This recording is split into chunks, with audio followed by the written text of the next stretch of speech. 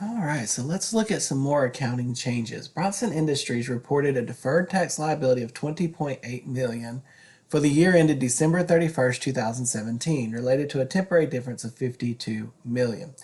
The tax rate is 40%. The temporary difference is expected to reverse in 2019, at which time the deferred tax liability will become payable. There are no other temporary tax differences in 2017 through 2019.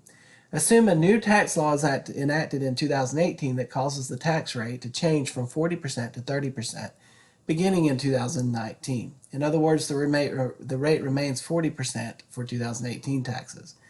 Taxable income for 2018 is $94 million.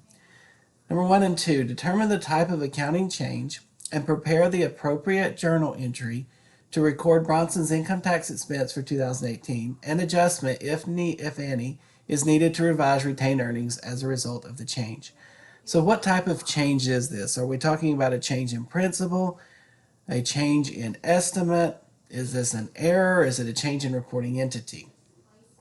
Well, in this case, we are simply changing an estimate. So this is a change in estimate. Now, when we talk about change in estimates, go back to your chart.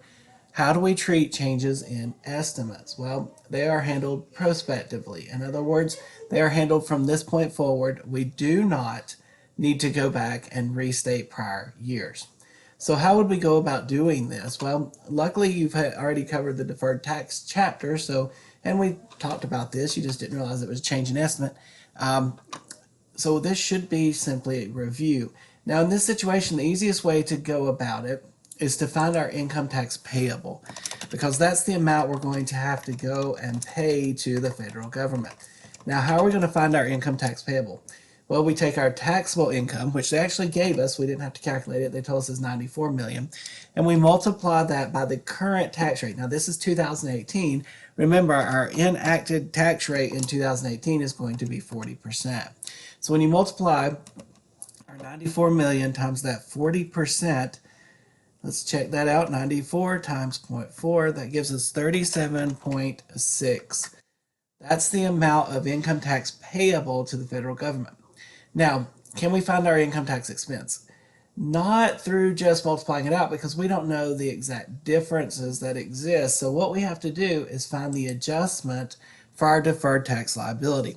And if that deferred tax liability needs to go up or down. I'm assuming it probably needs to go down because our rate went down. So I'm assuming we're going to have to debit that liability to decrease it based on rates. But how can we verify that? Well, notice this 52 million is our current temporary difference in income, resulting in a tax liability of 20.8. Well, since it is a deferred tax liability, let's draw a little T account. So take a moment, draw you a T account. We know that 20.8 is already sitting in that account. How did they derive that? Well, it was 52 million in temporary differences times the 40%. And that gives us the actual 20.8. Now, here's the issue with that though. Our tax rate is no longer 40%. It is now 30%. So our future recognizable will only be at 30. So we're going to take 52 times 0.3. And what that's going to give us, so 52 times 0.3, that's going to give us 15.6. That equals our ending balance, what we should carry forward in the deferred tax liability. So we've got 20.8. Let's go down here. Insert a row below. There we go.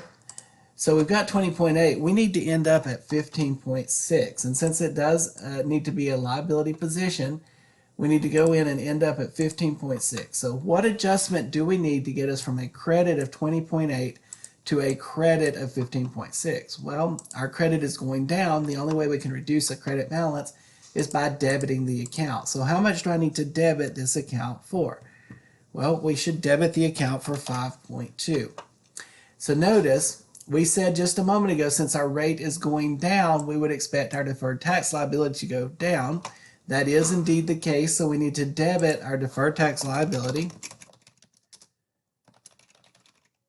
for the 5.2. That's bringing the tax liability down. So anytime you have a change in estimate on tax rates, What you need to do is find the ending balance, what the ending balance needs to be in the deferred tax liability or deferred tax asset.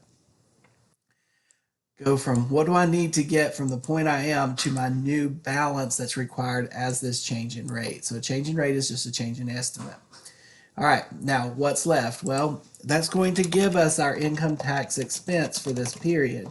And all we do is, what do we need to balance? Well, we need 32.4 to balance out. Okay, debits have to equal credits.